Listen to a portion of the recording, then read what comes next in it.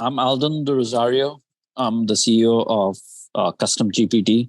And today's showcase is just like a fun project that I did inspired by Rosemary's "This is what we do on a Sunday" comment.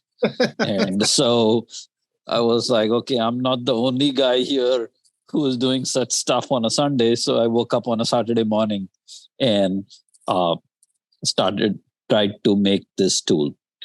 So uh, without further ado, uh, basically what the tool is a way to use ChatGPT itself to create your custom instructions, right? So for people who are new to custom instructions, ChatGPT came up with this new feature called custom instructions, where if you enable it, I think you go into your settings first and you enable it here under custom instructions, and you need to have ChatGPT Plus, and then you can go and a new tab here opens up for custom instructions. Now it has two parts here, which is the first one is some background around how you want the chatbot to know about you.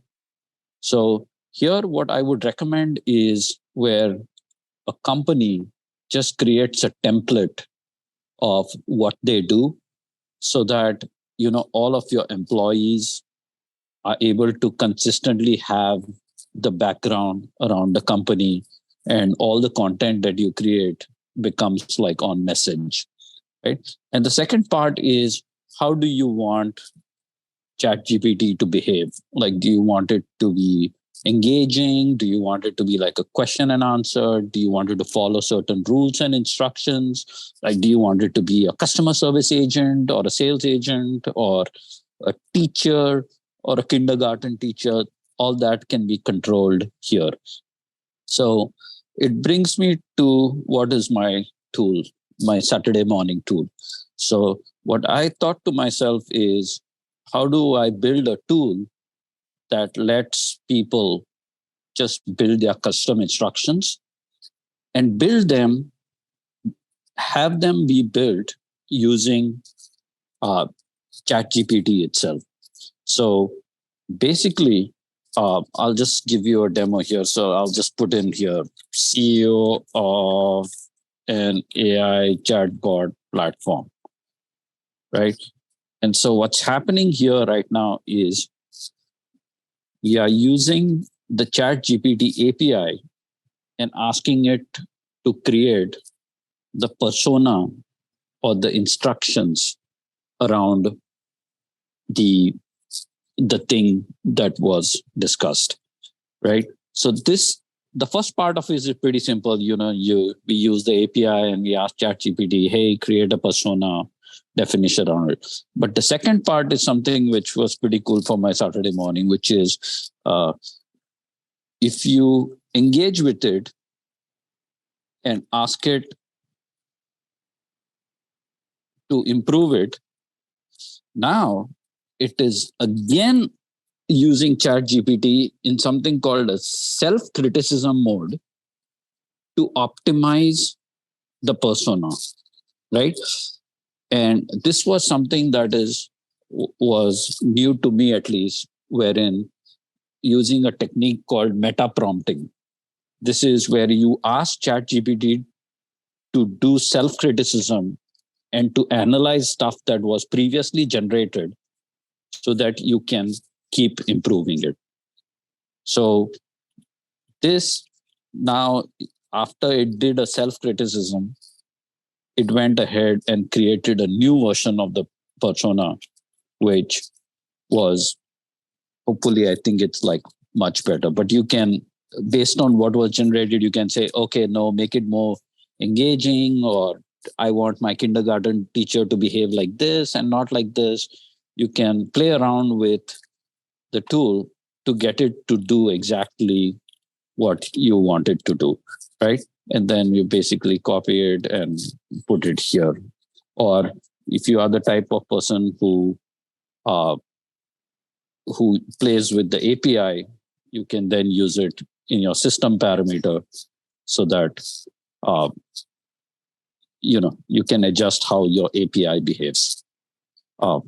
That's pretty much it. If to see how we can use the same system parameter in our platform too, I was able to take that persona and basically put it as a custom persona in our platform. And based on that, I can now it'll talk like in that persona when that when questions are asked of our agent. So if Alden, we got a couple of questions. Go ahead, Mike. Thank you for raising your hand, Mike. You're on mute, Mike. Mike, you're on mute. Sorry about that. I raised my hand, but keep myself on mute. How do you undo it? Does it stay like that? For every single, if you give it, it stays as a CEO? Yes. In ChatGPT, yes, it does. Okay. So I think you would disable it or something like that. So this is a sort of toggle that you have to keep doing. So you'll have to probably go back into your settings and undo it. In data controls here, you can turn it off. Ellen, sorry, go back to your settings. I'll show you one more option there. You don't have to turn the feature off. If you go into this, sorry, not into that, into the custom instruction where you specify it. Oh, okay. Yeah. Right. No. Yeah, go back to the bottom left where you clicked your name. Yeah, this one, and then right? Custom instructions. See at the bottom it says enable for new chats. Awesome. Yeah. You can just use that to turn off the instruction for a chat where you don't want to use it. Awesome. Oh, okay. Yeah. You go to where you were, to the bottom of the page, custom instructions, and then enable or close it, and then it will shut it. Yeah. And to enable it, what do you go to enable it? You go to custom instructions and you go to settings and data. Yeah. Settings. Yeah. Here, the bottom left. Yeah. If you do settings and beta. Mm-hmm. And then I think it is under beta features. And just to clarify, this is for people who pay for the paid version. Yeah. Right. Right. So, Alden, have you the self-criticism? I've seen self-improvement. I've seen that a number of times. How far have you taken it? Have you taken it? I mean, does it diminishing returns? Does it? I would guess so. I took it like to about 2 to 3 times turns. Yeah. So you say improve it, and then so it's not supposed to be like an auto optimizer. It is supposed to be like some level of auto optimization with you tailoring it to the direction that you want, right? And that's where ChatGPT performs best. Like, it's not a magician, but it's pretty close. So if you bring in some little trick of your own and use ChatGPT along with that, that's where I'm seeing like people get the best results. I use it like a sandwich with these personas. I do one for talk to me like I'm a CTO, and I do talk to me one like I'm a 5-year-old. And when I use it with customers, I sandwich the CTO, then the 5-year-old, then the CTO. So say like if I ask zero trust, it'll say trusting is inherently dangerous. You have to keep your secrets safe, and then I'll sandwich it with a CTO, then I'll go back and forth. It's deadly effective. Exactly. And this is a perfect use case actually for what is coming next, which is multi-agent systems, right? You will have one persona who's acting as a sales agent. You'll have another who's acting as a compliance controller. You'll have another agent who's acting as a customer service. And then you'll have these systems orchestrating itself. Like, that's where a lot of this is going.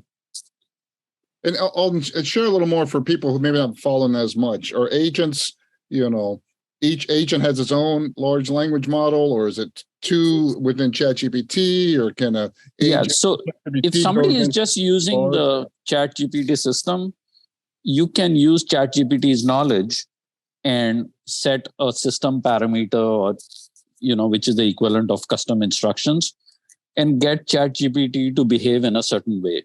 So that's the definition of an agent, right? If somebody is using our system, it's basically ChatGPT plus your data plus the persona. That would be the definition of an agent.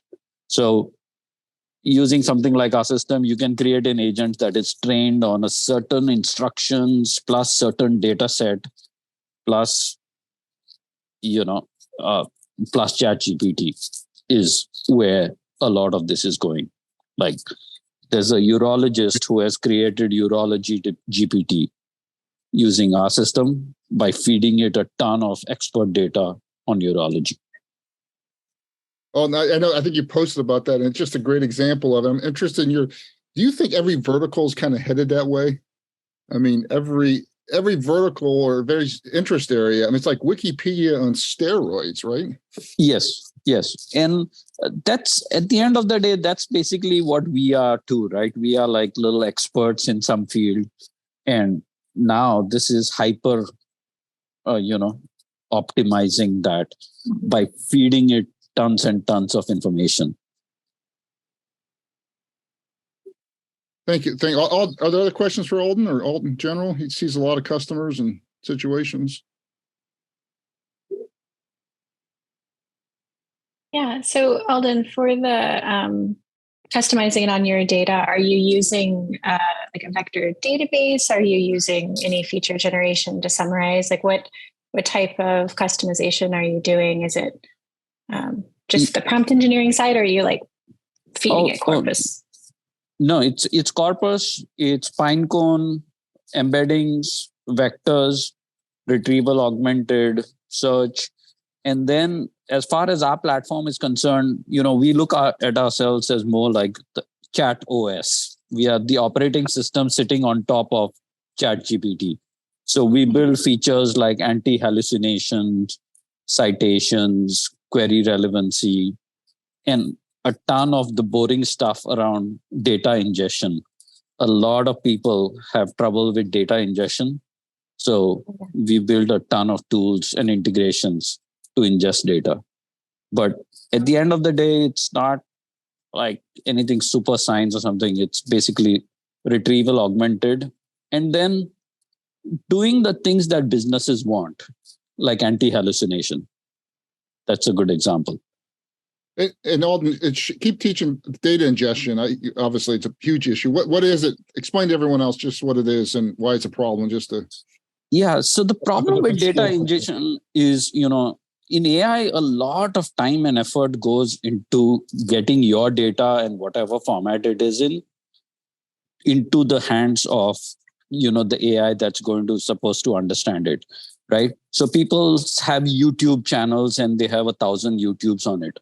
But actually taking that content and popping it into an AI chatbot requires a ton of like processing and transcribing. And if it's not YouTube content, it is audio files. Or if it's not audio files, it's your help desk articles, which you have hosted on Notion or Zendesk. And each one has their, source of truth and content. And how do you get that content and index it nicely into a vector database? That is the boring and painful part. Yes, that is why half of my engineers are dedicated towards that job, because it's the first element of pain. The important but not sexy part of the kind of production pipeline. Exactly. Like only when people try to do it themselves, then the pain they realize the pain associated with that. Charna, did I answer your question? Yeah, absolutely. I was. We've seen folks use vector databases in sort of the initial training. I was wondering also if there was some real-time context being added based upon like in-session behavior too. So there's like two sides of the coin where, you can take an entire corpus, you can vectorize it, you can do nearest neighbor stuff, and you can sort of say, like, these are the most relevant documents, give it to GPT and help it answer that way. We've seen another level where folks are saying, well, this person in this session in my chatbot has been asking, a bunch of other things and adding even more context to it. So, yeah. So we just did that 5 hours ago, and basically, but we kept it to just that session. So if you've been frustrated in a session, or if you've been doing turn by turn conversations, we just implemented an agent to understand what's happening in a session and do a better job of searching the Pinecone database and giving the context to ChatGPT. So this just went live like 5 hours ago. I'm not sure how good it's working yet. Yes, keeping my fingers crossed. Go ahead, Mike. Thank you for raising your hand. Yeah, I'm really curious about what you mentioned about validation. And I've heard lots of other people who are looking at different methodologies. In this particular application, because you are setting up this custom instruction, how do you set the methods for actually detecting? And as you're mentioning, I guess, how are you looking for citation to validate, and how do you handle some certain hallucinations that are contextual? In other words, by just looking at the actual fact, but based on the context of what is being requested, it is a hallucination. So I'm curious as to what is your methodology for validation? So the first part is in the anti-hallucination problem, like we use ChatGPT 4, and we try and keep the answer well within the context of whatever the corpus was given. So that part is critically important to businesses, because you don't want, sales agents saying the wrong thing. You don't want compliance stuff. You don't want like customers being told the wrong stuff, competitors being referred, all of that stuff. So a lot of effort went into like the prompt engineering associated with, preventing the hallucination. The honest answer around how we validate, to be honest, right now, we don't have any metric. The only metric is that if it starts hallucinating, then I get angry customer service requests. And, some of our customers are into really like, medical type use cases where hallucination is extremely dangerous. You can pretty much imagine what type of use cases I'm talking about, like stuff like therapy. So even the slightest form of hallucination, and we are told about it in no uncertain terms. So unfortunately, I don't have quantitative measures. I wish I did, but I do have qualitative measures based on like the thousands of customers that have signed up. Okay, thank you. Thanks. Mike, go back, and then we'll go Mike Melville. Yeah, so I thank you very much for demonstrating this. One of the areas that I've been researching for the last week is constitutional AI, if you've heard that term from Anthropic. No.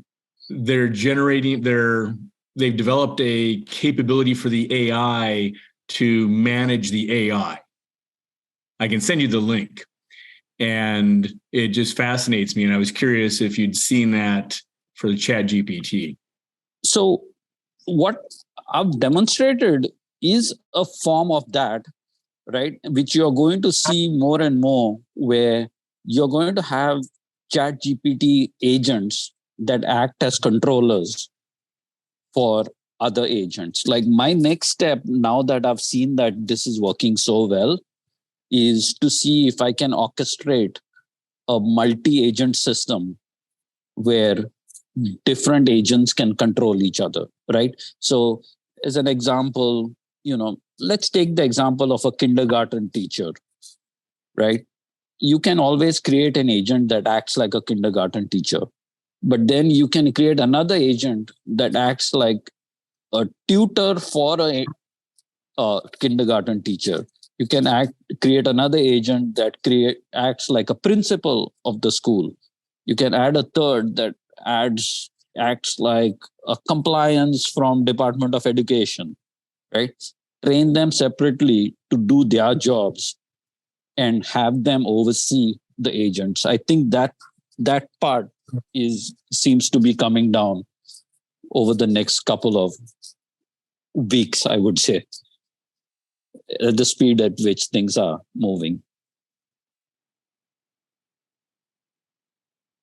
I have a question for you. It says, when you start out with the custom instruction, it says, what would you like ChatGPT to know about you to provide a better response? And then it says, how would you like ChatGPT to respond? What does it matter what it knows about you when it asks how you'd like it to respond? Why does it matter? I have a feeling that the first part is more around what you do as a business or who you are as a person, right? So that it has some context around like the who. Yeah. And then the second part is more around the how, right? Do you want me to be polite or do you want me to be funny? Do you want me to be, question and answer, or do you want me to be engaging and conversational, right? I think it basically boils down to the who and the how. That's my guess into this. I don't think they needed two separate boxes. They could have probably done it with one. One, I see, yeah. And then to make sure that it wasn't hallucinating and make sure that it was more accurate in the response, what did you do? You did something you wrote it twice or? Yeah, so the first thing is with hallucination, we don't use any of this ChatGPT interface. We use only the ChatGPT API. Okay. And then we had to do a lot of research to figure out how to get ChatGPT to constrain its response only to whatever the context from your database we give it, right? Yeah. And then just tons and tons of trial and error around like the prompt engineering and other techniques to make sure that it doesn't go hallucinating. Okay. Right. So let's you put it 2 times to you put it in once and then you put it in twice to make it more accurate. That helps. Okay, so you just put the same answer in 2 times. Where? Oh, you're talking about the hallucination? No, just to make it more accurate. No, the more accurate part will depend on the context that you give it. Okay. So like we had talked about the pine cone search, searching pine cone, getting the relevant parts from your corpus, and then, cleaning it up, re-ranking it, and providing beautiful context to ChatGPT, that gives accuracy. Okay. So thank you. I got 2 questions just on definition. Hallucination versus incorrect errors. In your mind, are those synonymous or gray? No, they are different, right? Incorrect answers is stuff that is it just says stuff. 2 + 2 = 5 is my definition of an incorrect answer, where it just gives something that is factually wrong, right? Hallucination is where it just digs into its knowledge base from somewhere, who knows where, and just makes stuff up out of thin air, right? It may or may not be right, but there is no way to figure out whether it is or not. To me, those two are completely separate. Great. Thank you. So thank you very much. Let's open up the open mic. I know there was someone early on, I forget who, had one contribution. Yeah, I'll stop sharing my screen. Thank you. So open mic's a chance to, 1 or 3 minutes, people want to share a demo they built or something they learned or something they were blown away by or a question they have. Who wants to start?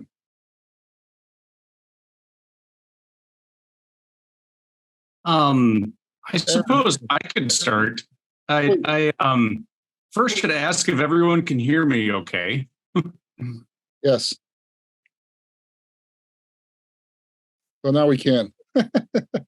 You jinxed yourself. All right. Well, he's got quite the skip going on. Yeah, he got us. Well, one I'll share is I've been blown away by text to video. I don't know if people have got a chance to try that. Runway ML is an easy way to do it, and it's you get on. It's much easier. I found it easier than the Mid-Journey kind of bizarre world of a Discord. But you put in, and my first thing I put in was, show me a landscape or a lightning hitting a Grand Canyon at sunset, and 2 minutes later, there it is. So it's really stunning. That was one. The other thing is there's a startup here in Boston that's doing another category of generative AI that I hadn't seen before. So generative to me is you put something in, get something out, text to text, text to image, text to video. This one is image to 3D. So you put an image in, and then it creates a stunningly 3D. And I'm not quite sure how they do it because it's a two-dimensional picture. Is that CSM, Paul? Yeah, CSM. Have you seen that, Adam? It's really stunning. Yeah. Yeah, it's very cool. RJ, go ahead. Thank you for raising your hand. So thank you. So you guys a lot of you probably already heard about this, but for those of you that haven't, everybody here on this call could take advantage of this. It's called ChatPDF. ChatPDF. And it's got a free option, limited availability, but you can do a lot of great things with it. So let's say you have a PDF or some kind of other document that you can make into a PDF or a link. What you can go to ChatPDF, load the document in there, and then you can start asking all kinds of sophisticated questions about the contents of that PDF. And it is really good. Whoever did that site did a really good job because you can ask it very tricky questions that show that it actually can understand the material at a level much more complicated than you normally would. And it can answer those many questions. So I would recommend that to everybody because it can come in handy in your life every day. RJ, thank you for that. We had one quick question for you. We had about a week ago, I don't know, 20 or so people on an email, and people were sharing back and forth on best tools for analyzing PDF, and this came near the top. There were 2 or 3 people that actually like Claude better than ChatPDF. Have you by chance done side-by-side comparisons or have a viewpoint on that? No, I haven't tried Claude much yet, but I will try it out. I have been doing a lot of comparisons of, well, not a lot, but some comparisons of websites. I found several playgrounds where you can actually run simultaneously several chat messages at the same time, and then it'll show you the results of different models also set with different settings. So it's really nice. It's a playground where you can do multiple models all at the same time. You pick which ones you want to use, and then you also pick the settings for each of those models, the temperature, the K, the P, et cetera. And it's really interesting to see the big differences between the models. Some of them put out a nice answer right away, some don't. And by the way, Bing does a pretty good job too. Of course, Bing is ChatGPT 4, so you can get access to that free. And so it was able to answer PDF questions too. I was surprised. So there's a lot of options. I'll let you know next time when I start to look into that more. So I'll let you know next time. Great. Thanks for sharing. Yeah, so ChatPDF for people who haven't used is fantastic. Let me call a few more people. Rosemary? Sure. So thanks for that. But one of the things that's great about Claude, well, actually, there's 2 things. You can upload multiple PDFs at one time. I think I uploaded 5 and did tests on those, and I thought it was really good. And also the Claude 2 privacy policy says that it won't use your prompts in its training. So to me, that kind of makes it a little bit of a game changer.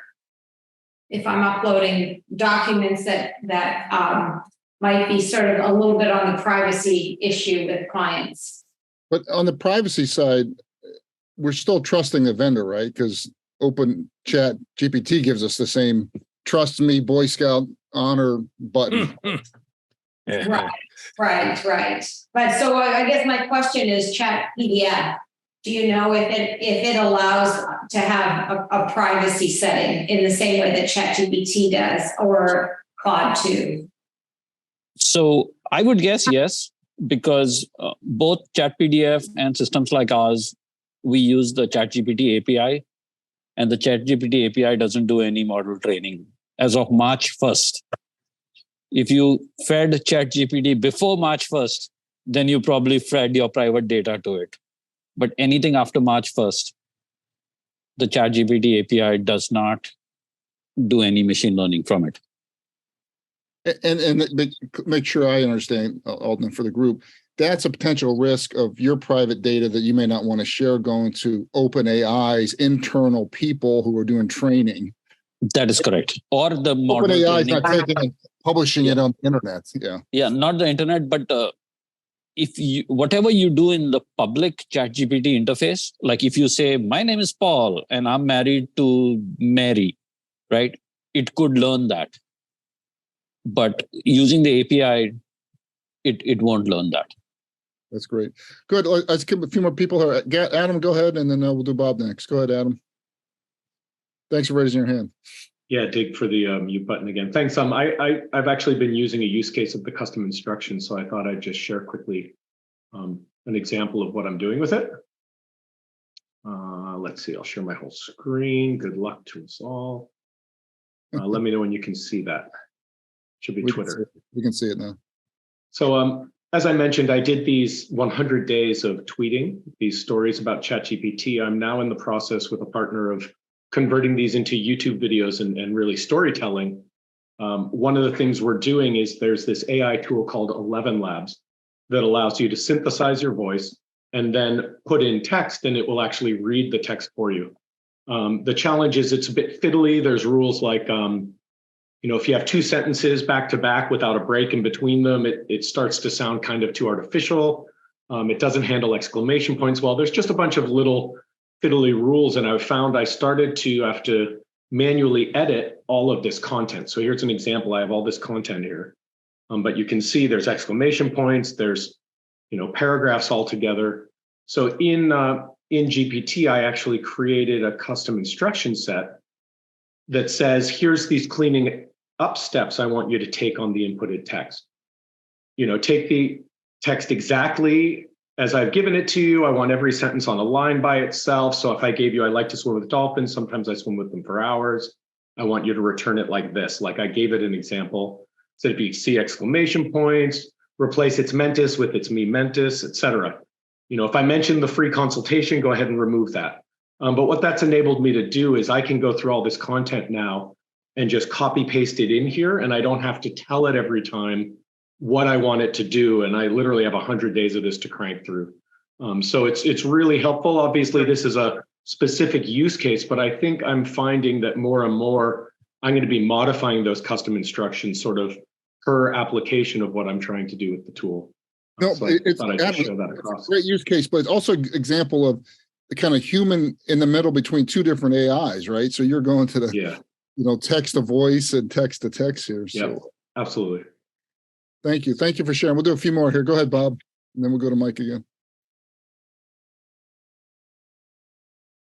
So I'm going to similarly share some custom instructions. So inspired by Rosemary's comments last time and showing her custom instructions, which basically said, I'm a marketing trainer on AI. Please give me a creative answer. I tend to explore technical topics, probably 90% of my questions. So if you look under custom instructions too, it basically says, all responses should be clear, accurate, and thorough. Where questions are technical in nature, responses should provide both a summary view as dive deep technically. Completeness of the response should take precedence over brevity. So with it turned off, when I asked prior technical questions, its temperature level was probably about a 5 or a 0.5, I should say.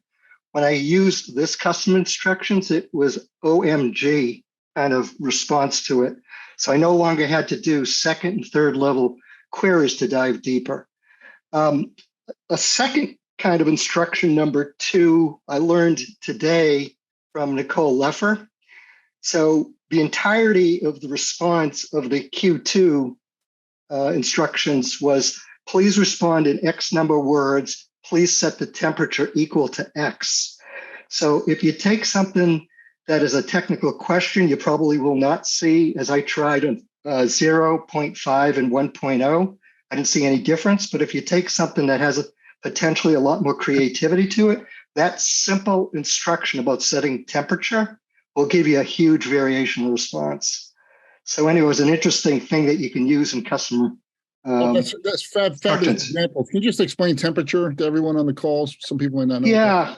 Yeah. So let me stop the call. So I think Alden's comments were 99% accurate, at least based on me, as if I'm a person to question him. The 1% I think is not correct is the hallucination versus incorrectness. And it really comes back to how GPT generates response. Basically, it is the probability of the next word, its level of randomness, its association. It is another parameter. You've seen these models have 175 billion parameters. In the case of GPT, it's calculated to have 1.76 trillion parameters. Well, temperature happens to be one of them, and it has to do with the randomness associated to it. So if you want exact or close to exact and only accurate answers, you would set the temperature equal to 0. Now, not to confuse things, up until 4.0, the range was 0 to 1.0. Well, it turns out if you use the playground, you can go up to 1.9, as Nicole corrected me on, but let's just use 0 to 1 for the sake of discussion. If you set the temperature equal to 1, it'll search for creative responses. So that try it yourself. Just have the customer instruction, the entirety be, give me a 100-word, 200-word answer, set temperature equal to 0, 0.5, 1.0, and just have it tell you a story about X, whatever that X might be, and you'll see the range. So that's essentially what it is. It really comes down to probabilities. So if temperature is set really high, 2 plus 2 equals 5, for example, will come out if you set it equal to 1, for example, but 2 plus 2 will equal 4, and I'll quote unquote guarantee it if you set temperature equal to 0. So that's where it comes out. The diversity has to do with how much range of creativity you provide to it. That's great. Thank you, Bob. We just got a few minutes left. We'll go Paul Schofield and then Patrick. Oh, thanks. Yeah, I just had a question. I would like it if the chat could answer it with different scopes of knowledge. So example would be a first line technical person. Someone calls up and says, I hate this feature.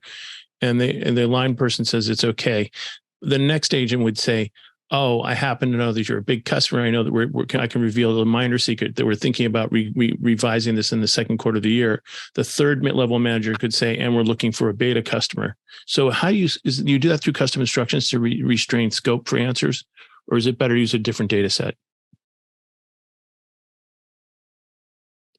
I want to have different levels of security answer, different levels of publicly available answer for the first level, of restricted answer, then a very restricted answer, only privileged.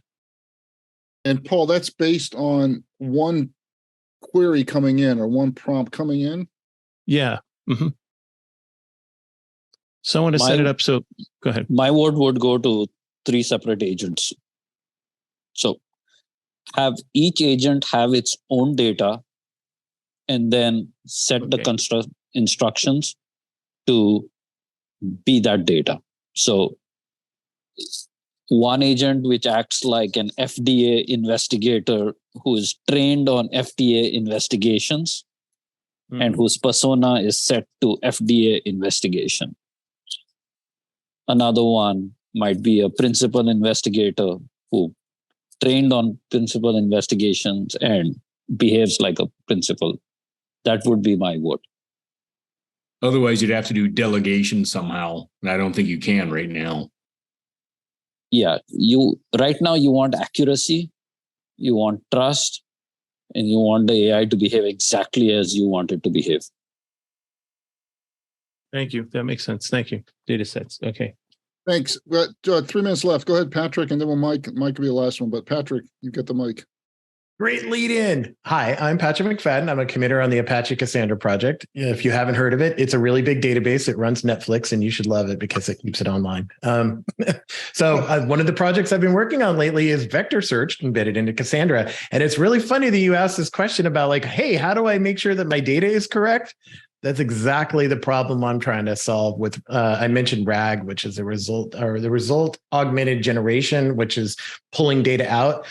Personally, I believe LLMs are the most expensive way to do generative AI. Vector databases are the future, and that's why I'm helping build a petabyte size vector store, specifically around what the use cases are for. And I think this is what this is about. We have one use case. I also work at DataStax, and we have Astra, which is Cassandra as a service. It's open source or as a service. Our as a service is running right now. One of our customers is using it for healthcare data. So it has to be HIPAA compliant, but it's also very topical. And this is why I think vector databases are really the way to make this work, is because it's the dynamic part of a generative AI model.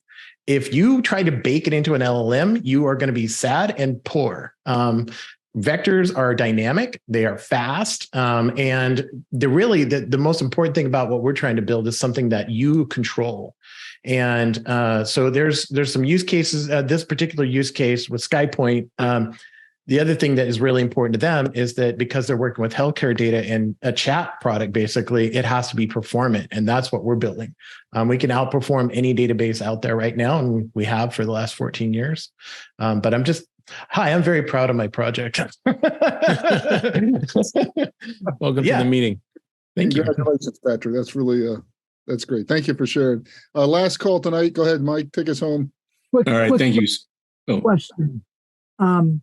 Add chat PDF. Is that in the store? Can you get that from the store? Where do you get that from?